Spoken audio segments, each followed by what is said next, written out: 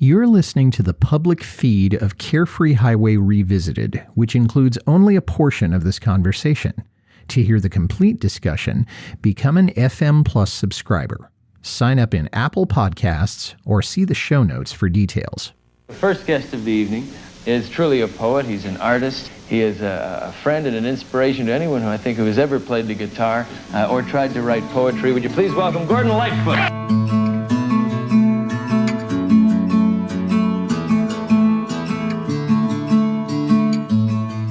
When it's midnight on the meadow and the cats are in the shed, and the river tells a story at the window by my bed, if you listen very closely, be as quiet as you can, in the yard you'll hear him. It is the Pony Man.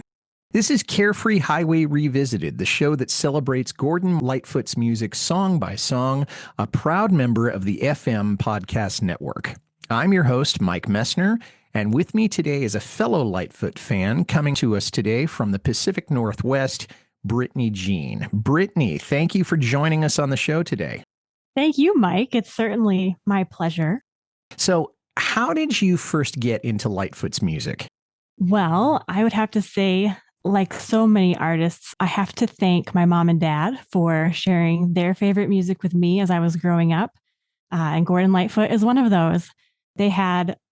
They still do actually have a very nice stereo that has been in our house forever and a lot of vinyl records. So Gordon Lightfoot's albums were playing in our house all the time. We were listening to his music all the time. So I just kind of naturally became a fan. And I think in high school is when I started to really pay attention to the songs that I'd heard forever and the lyrics and his writing. And so my appreciation has grown and grown over the years. Just music I grew up with. Exactly my own story, growing up with the albums and then hearing things on the radio too, of course. So yeah, both our parents obviously, sort of set us up for that. What about experiences seeing Lightfoot perform? Did you get a chance to do that? I never did. And it's one of those regrets. I would have loved to see him and to hear him live. My mom and dad did many, many years ago in Chicago. I think at the Rosemont Theater, they got to hear him live. And my sister got to go hear him, I think in 21, maybe, but I never did. You missed something, unfortunately. I know I did. I only got to see him once. So, I guess I can't say much, but I've had people here who saw him 100 times. So, well, I'm jealous of anybody who's seen him once, let alone 100 times. Yeah. And so what we have, though, are the songs, and that's, what it's all about. You wanted to talk about The Pony Man. Sweet, sweet song. It was re-recorded for Gord's Gold too, but it was never released as a single. And it's probably not a song that a casual fan would necessarily recognize. So why did you want to talk about it in particular? And then are there any particular anecdotes you have about your experience with the song? The Pony Man is one of my all-time favorites of his. I think it is just such a magical, whimsical story that, so going back to my mom and dad, my dad, when I was really little, he used to sing this to me and to my siblings at night. And it's one of those experiences that is very much like a bedtime story because you just go along on this very magical story with whoever is mentioned in the song. And when I say a bedtime story, it's an adventure, but there isn't danger. There's no fear. Like it's just very sweet from start to finish. I love how it's written. It's like a picture book. I don't know if you're familiar with The Ship of Dreams. That's a story by Dean Morrissey. And I've always imagined it in that kind of a world. So yeah, I love this song.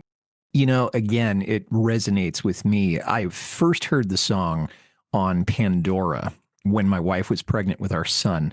And I absolutely loved the song, and I knew that I wanted to learn it right there. And so I made up my mind that I was going to learn it. And by the time Stephen was born, or actually a few months before Stephen was born, I learned it and I actually sang it to my wife's tummy while he was still in there.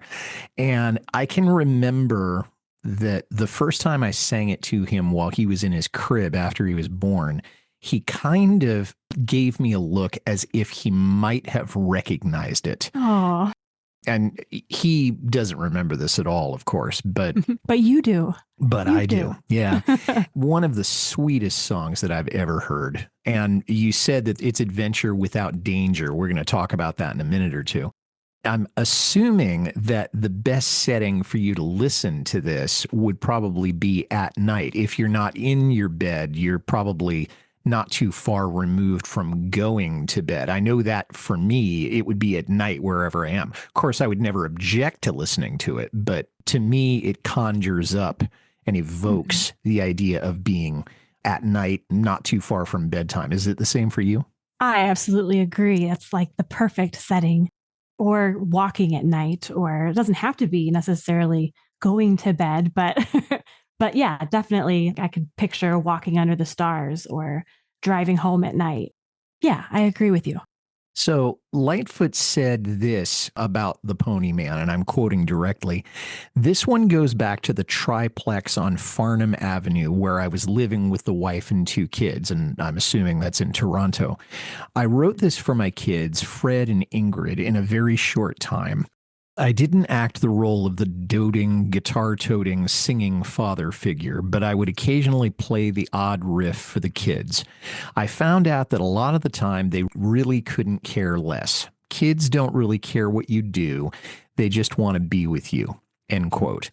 And I think there's a lot of wisdom in there in addition to a lot of experience. And it's something that I wish I had known about sooner in my own journey of parenthood.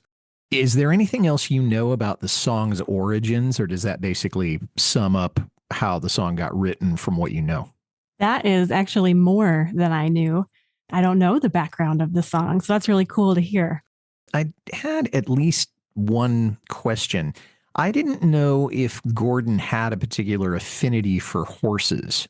He doesn't necessarily have to have had that, but I wasn't aware that he did have an affinity for horses. Are you aware that he had been around horses or knew anything about horses? No, and I'm trying to think of what other songs that he wrote that include horses, and nothing comes to mind. That doesn't mean that there isn't. No, I wouldn't have made that connection.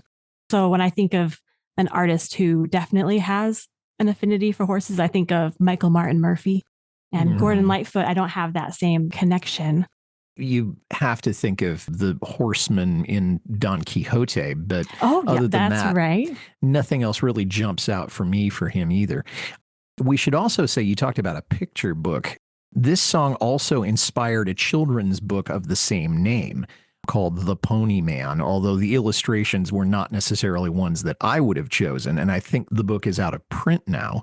But yeah, I think it was kind of interesting that it was so beautifully phrased that somebody would decide to write a children's book about it and then put it out. As I said, I'm sure it's out of print now, except maybe on some alibris.com or maybe on eBay or something like that. But I think it would be fun to possess if anybody was ever of a mind to get a copy. Have you actually read that? No, I version? didn't even know that the book existed until I started doing research for this show. I think that it would be really cool if another artist or more artists took that same idea, because I haven't seen that picture book other than just the cover. So I don't know what is on the inside, but it would just be perfect material for anyone. It would be cool. Yeah, the lyrics to it, again, they're so perfect. They're so harmless. They're so charming. The only other example of that I know is that somebody took Paul Simon's song At the Zoo and turned it into a picture book. And I have seen it and I've seen the inside of it, and it's pretty much what you'd expect. But I haven't seen this one, and I think it would be fun to do that. I'm just not sure I want to spend the money or the time trying to hunt down a copy of it because it might take quite a while.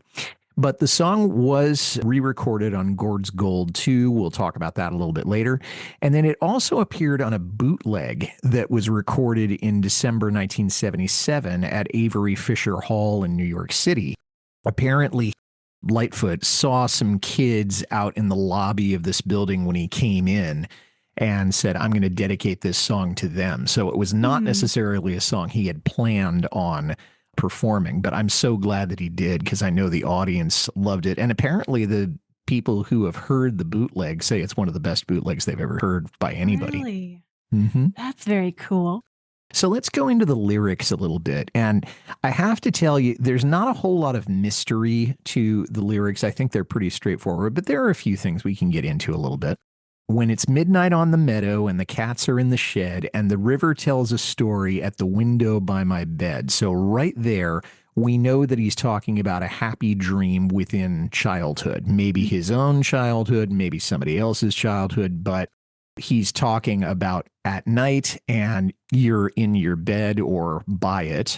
For a little kid, I can't imagine there's any place safer than that, except maybe being in your mother's arms, to be like that.